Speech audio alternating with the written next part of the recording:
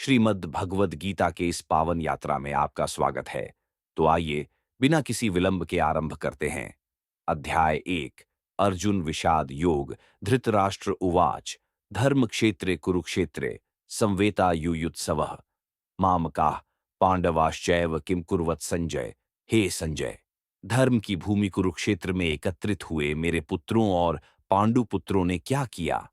यह प्रश्न था जन्मांध राजा धृतराष्ट्र का, जो हस्तिनापुर के राजमहल में बैठे अपने दिव्य दृष्टि संपन्न सारथी संजय से युद्ध भूमि का हाल पूछ रहे थे। महाभारत का वह महासंग्राम आरंभ होने वाला था।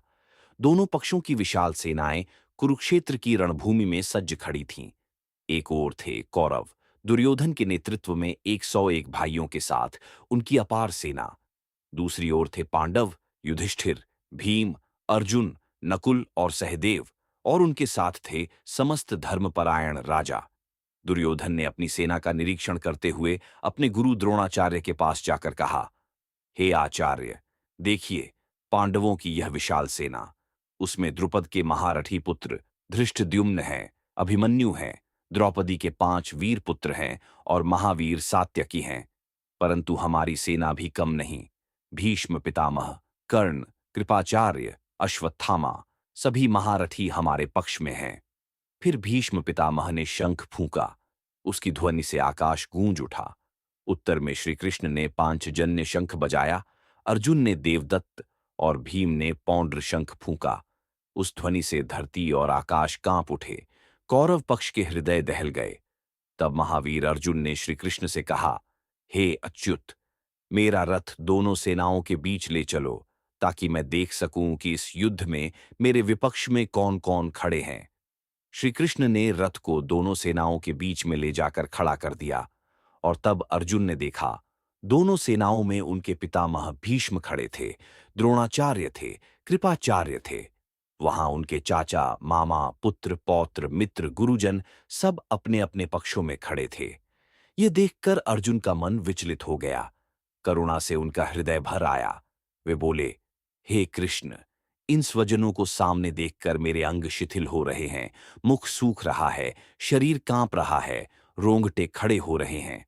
गांडीव धनुष मेरे हाथ से छूट रहा है, त्वचा जल रही है, मन भटक रहा है।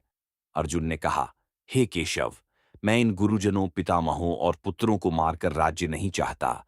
ये राजपाट, ये सुख, ये जीवन किस काम का, यदि वे जिनके लिए यह सब पाना चाहते हैं वही इस युद्ध में नष्ट हो जाए। जो लोग लोभवश अपने कुल का नाश करते हैं, उनके लिए नरक ही नियत है, यह मैं जानता हूं। परंतु हे जनार्दन, मैं पाप करने से क्यों नहीं डरूं? इस प्रकार विषाद से ग्रस्त, मोह में डूबे हुए अर्जुन ने धनुष बाण त्याग दिया और रथ पर बैठ गए। उनकी आंखों से अश्रु बह रहे थे। यह था अर्जुन का विषाद। वह महान योद्धा, जो तीनों लोकों में अपराजेय था, वह आज अपने स्वजनों के प्रेम में इस प्रकार टूट गया था। परंतु यही वह क्षण था जिसने भगवद गीता को जन्म दिया।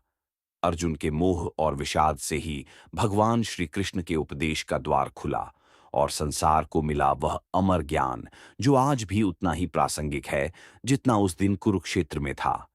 इति अर्जुन विषाद योगः। तो यह था अध्याय 1, अर्जुन विषाद योग का सार।